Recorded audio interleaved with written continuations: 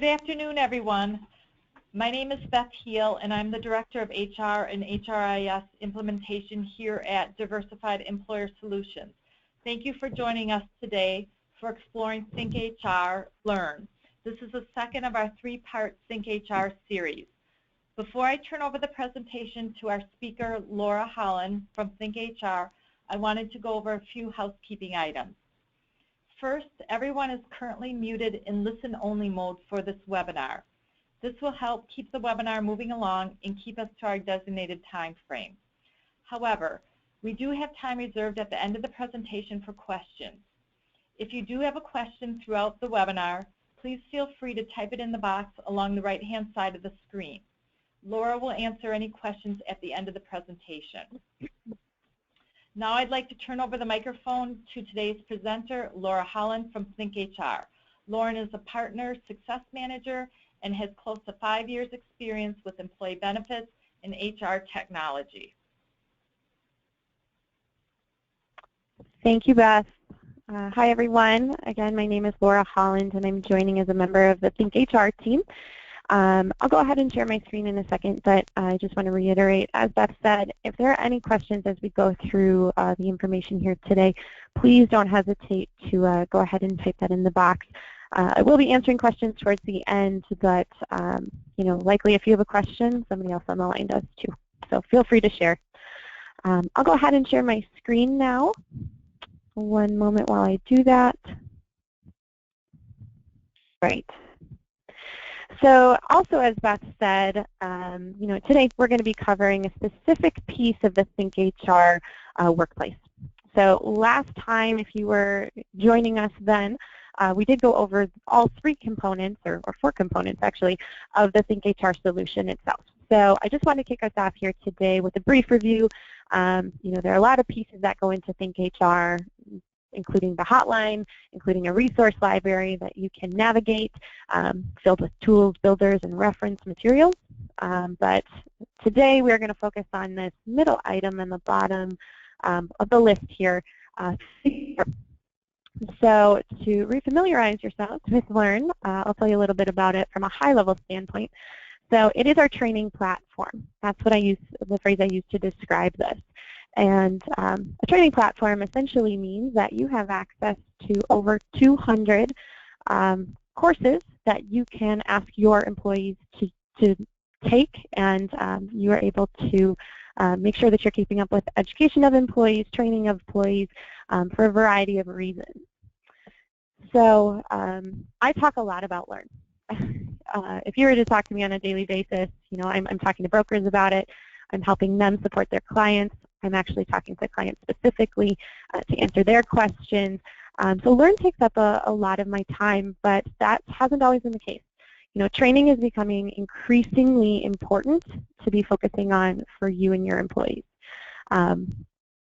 So before I get into really Learn itself and start navigating around, I do like to talk a little bit more about it as well, just because there are other options in the training landscape, and we're very aware of that.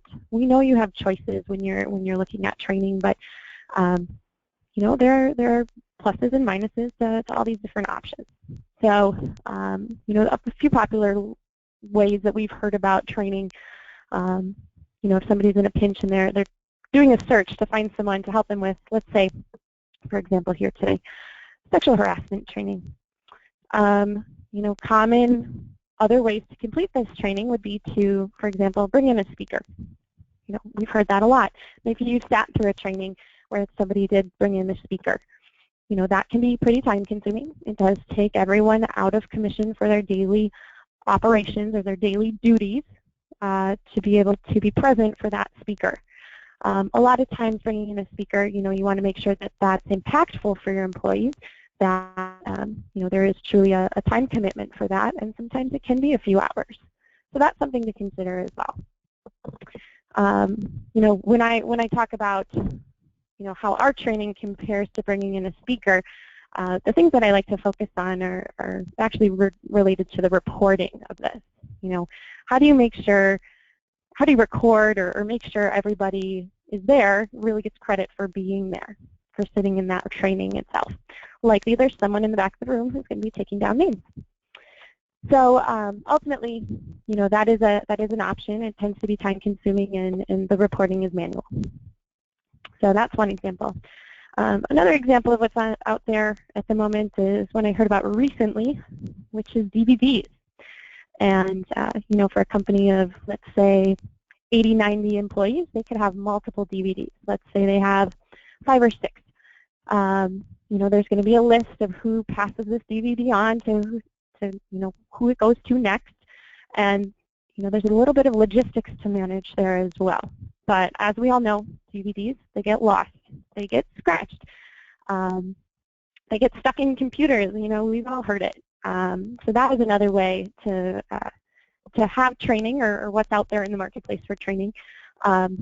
But also, this is something that it has to be manually entered as record. So that's something to consider. Also, when somebody's bringing in a speaker, you can see who's listening to this training. But at the same time, if somebody takes home a DVD, there are some concerns. Are we sure this person actually completed this training, or are we just marking them off a list and know they did nothing? So there's a little bit of a question that stands with that. So I'm not going to spend my whole time criticizing other kinds of training, but I'd just like you to know and be prepared to compare what our training looks like versus that. So if I were to give you a little brief description about how our courses work, they are intended to be taken one-on-one. So your employee with their computer, therefore once they complete the training, an automatic record is going to take place, proving that they completed their training.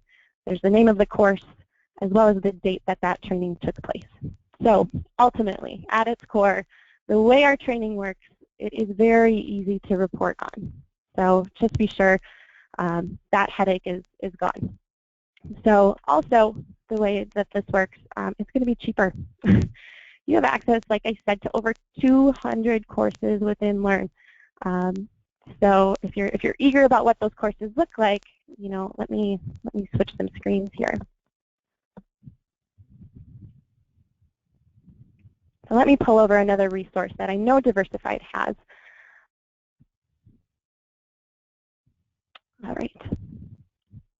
So one thing, if you haven't had the training conversation with Diversified yet, you can actually ask for this resource, or maybe you have it attached in one of your emails. Wasn't really sure what that is. But when we talk about those over 200 courses, this is what we're referencing. So, by request, or maybe this has been sent out to you before, but this is a comprehensive list of all the different courses that you have access to already, free of charge.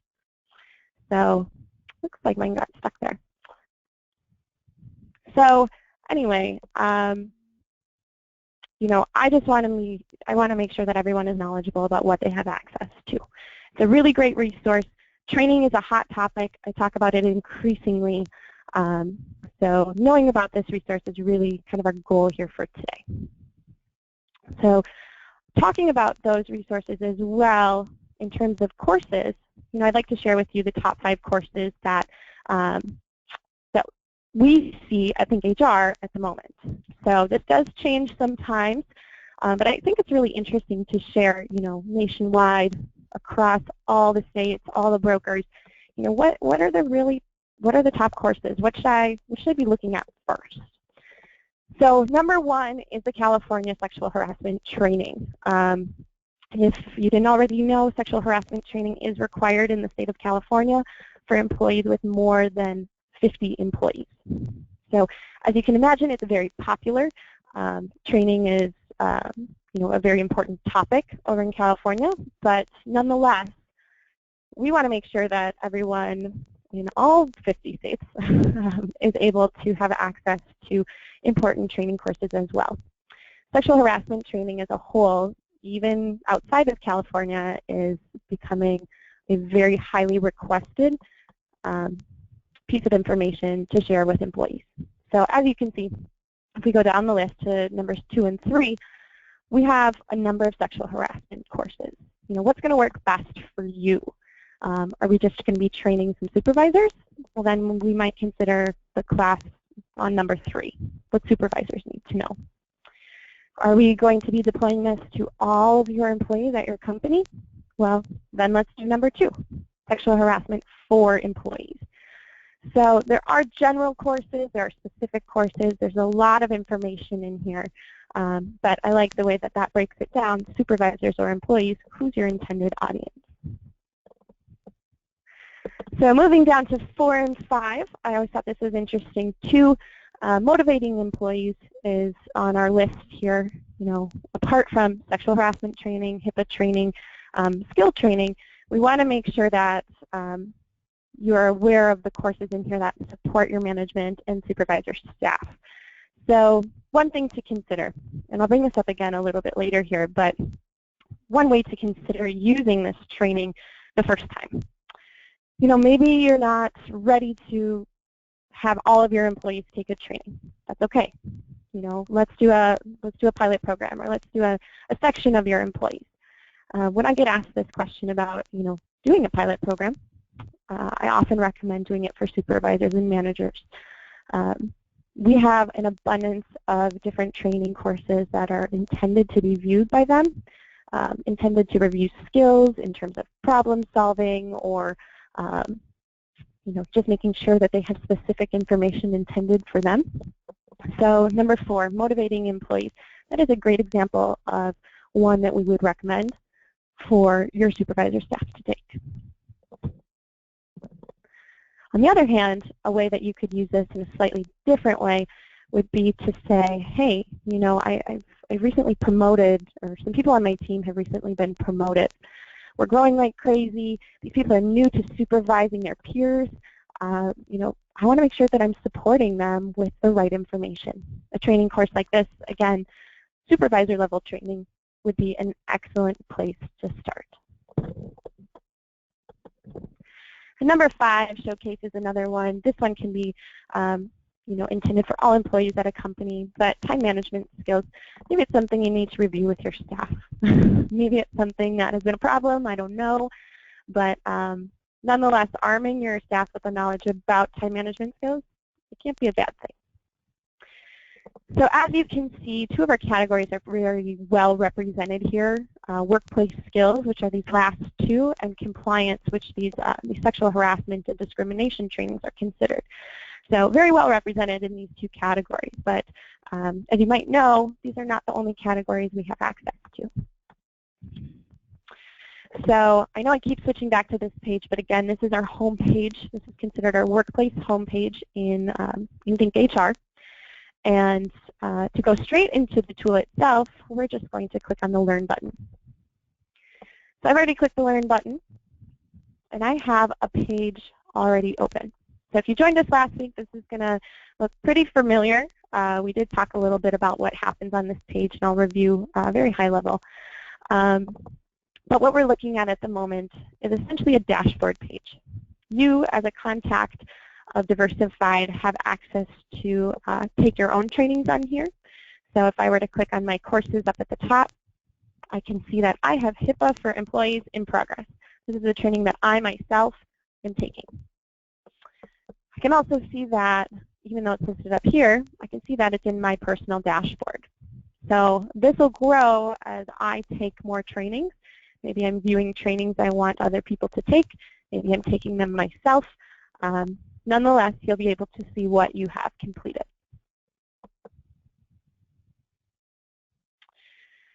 So also on this page, we have access to the course catalog. The course catalog, I showed you that handout with all of those different courses on it. Well, that is a list of what's stored in here. And on my last slide, I mentioned that compliance and workplace skills were very represented in the top 5 courses that we see people take nationwide here at ThinkHR. But as you can see, there are a number of other categories. There are a lot of different subjects that can be accessed through here. So maybe some safety courses, perhaps wellness is a focus, customer service. You know, customer service is a hot topic also in the world of business these days. You want to make sure your service mentality and your service practices are going to be superior. So customer service is a huge place for training some CS teams. Performance management. This is going to be a great place for for supporting your managers, ensuring that your teams are knowledgeable about dealing with difficult employees, or dealing with time management, or dealing with a lot of different things that could come up as a manager. And also, we're human resources. I was on a call earlier today where somebody asked me if this would be appropriate for training or helping someone who's newer to an HR role. Maybe you have an assistant, maybe you have a new member of your team. You want to review some things that happen related to HR. This would be a place that they could at least begin. Obviously, you yourself might do things a different way, or have your own practices that are company specific.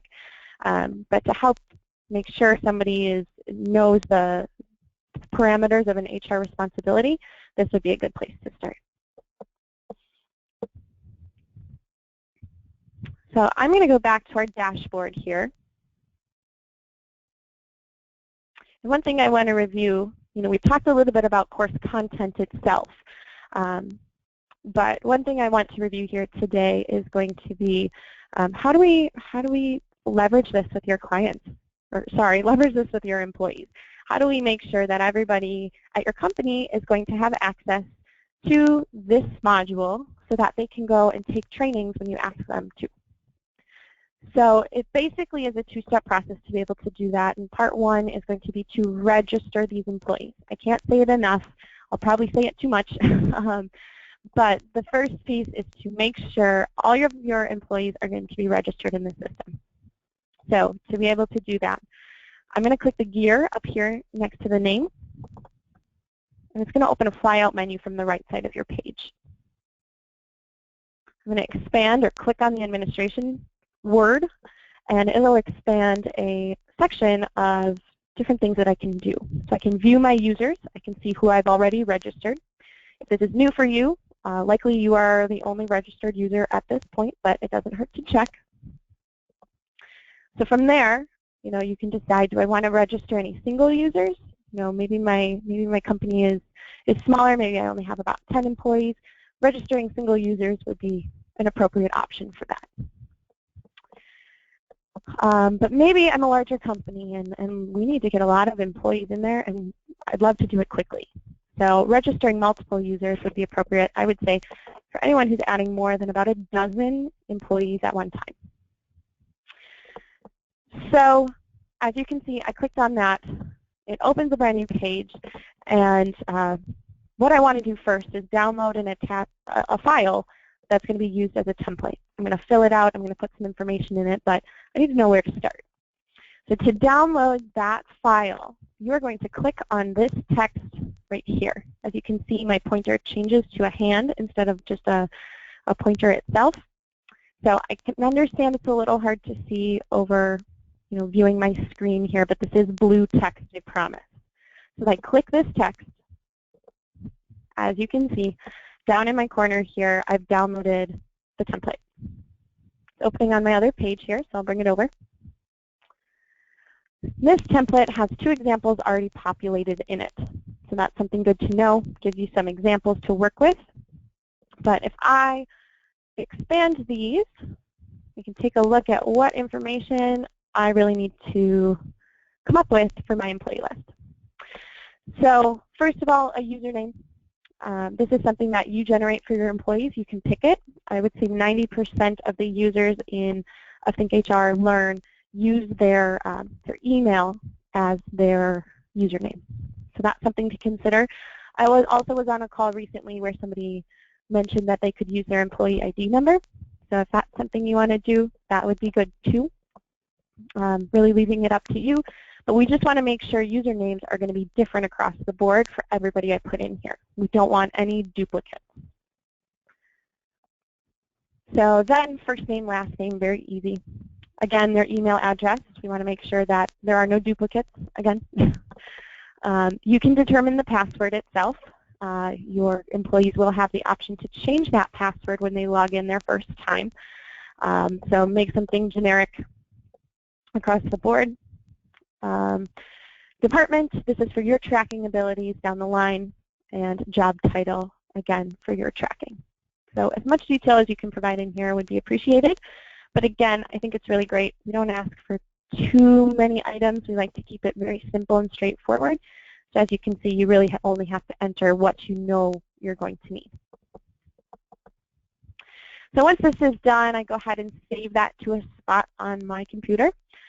And I'm going to click out of it here. But once it's stored in a location on my computer, I can drag and drop that document into this box here. So dragging and dropping, pretty easy, but if there are any questions about it, we do have a very brief tutorial to just show you how to do that. Again, just make sure that file is saved locally on your computer where you can access it to drag and drop. So once it's in there, you just want to confirm down here that the welcome email box is checked. It's checked by default, but just confirm it.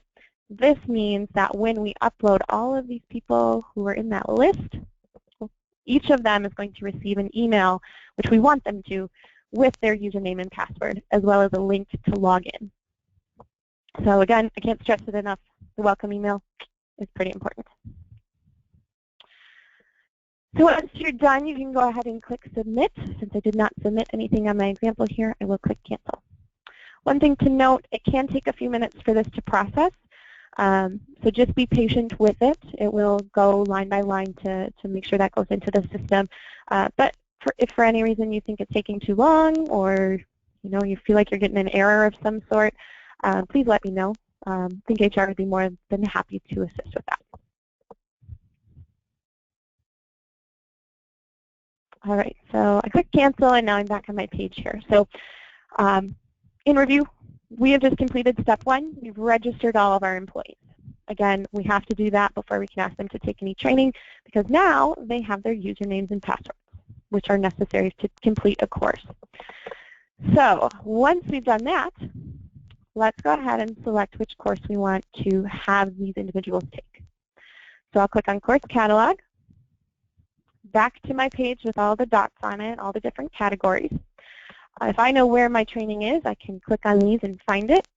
But perhaps I'm looking for a new course. I have an idea of what I'm looking for, but I'm not quite sure. So for example, here today, I'm going to type in supervisor. It's a really popular thing to support those teams, support those new supervisors or experienced supervisors, ultimately make sure that they are armed with the right information to do their jobs. But simply putting in supervisor, I can see how many courses we have that are unique or specific to supporting those managers. So I'll just keep scrolling a little bit here. The list goes on and on and on, but again, it is a popular tactic to use to just carve out those supervisor trainings. So for my example here today, I'm going to scroll back up. I'm going to use one of the top ones here, just so I'm close to my menu at the top. But let's say coaching for superior employee performance, techniques for supervisors. This one I want to send out to, let's say, a group of 5 supervisors that I know on my team. So once I can confirm that this is the training I want, maybe I take it myself by clicking on it. Maybe I read about it by clicking this question mark. I can see the duration of it. It's not going to be too lengthy. I like the length. Once I sign off on it, what I'm going to do is click this blue envelope here. When I click that blue envelope, a pop-up does appear. And this pop-up is important because it says, well, it says 2 things.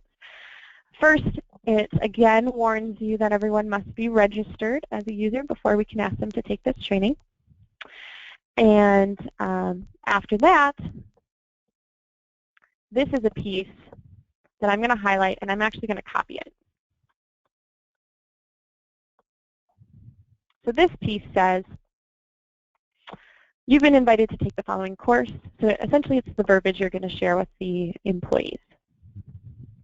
So I'll bring over my little email over here, and I will paste that into my message. So it says, to these employees, you've been invited to take a course. Please click the following link, which is right here, to access this course. So they'll be prompted for their username and password to be able to access that course. but then they should have the information they need to complete that. And it also says when you complete this course, you will be able to download a training certificate. If you have any difficulties, please email me or technical support. At this point, we can customize this message. You know, maybe you want to put a parameter on when you want these completed. So I could put something in here that says, please complete training before April 30th. But one thing I like to talk about a little bit more is this part right here. I'll highlight it for you. When you complete the course, you will be able to download a training certificate. So this is true. Each and every employee, when they complete their training course, will be prompted with a certificate. Again, the certificate says their name, the name of the course they completed, as well as the date they completed it on. These certificates are important. These certificates are things that or could be used for your team or you to manage the training as well as preserve records of training completion. So these training certificates, they are a one-page document. You can print them off. You can put them in a physical personnel file. You can save the PDF document in their electronic personnel file. Ultimately, this is for your records. So although it doesn't say it here, my recommendation would be to say when you complete this course, you will be able to download a training certificate. Please send this to me. So, or please send this to John Smith or whoever the contact is who's going to be managing training. So being clear about that expectation is important. So you can put anyone you want here. Maybe you want a blind carbon copy everybody you send it to. Maybe you want to put it in the toolbox. I'll leave that decision up to you. But just make sure, you know, for this example, we're doing a supervisor training. Just make sure you don't send that to the whole company, because then everybody will complete a supervisor training.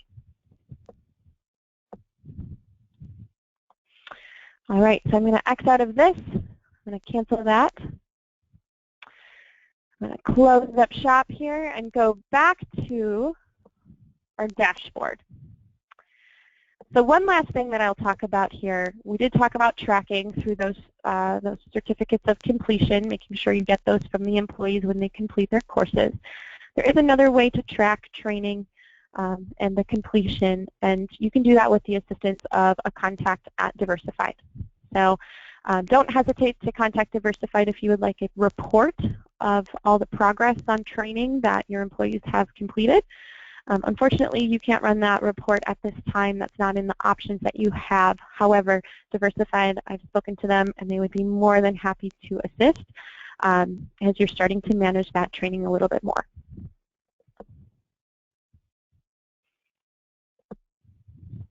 All right. So I believe that is pretty much it for our courses here. But I encourage everybody to take a peek at what kind of courses or what courses might be good for you. Maybe it's worth a discussion with Diversified to really isolate some recommended courses. Maybe you don't know where to start. I'm sure that they would be more than happy to make some recommendations. But as I finish up here, I did want to share with you the top 10 courses for Diversified clients. So let me share my screen one more time. There we go.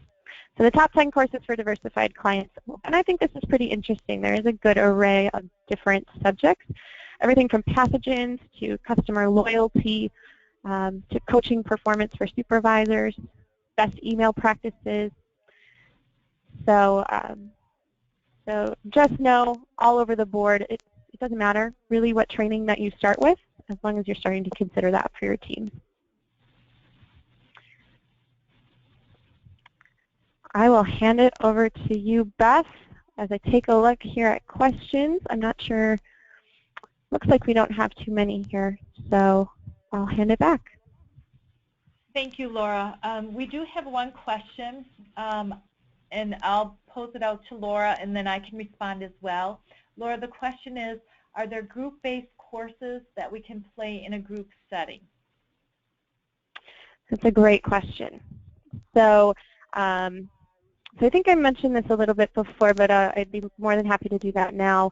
So group settings, you know, I picture that as putting a group of people in a room to view one training. So I know that's a popular way to view some video courses for training. However, it's not our recommendation to do that with these courses.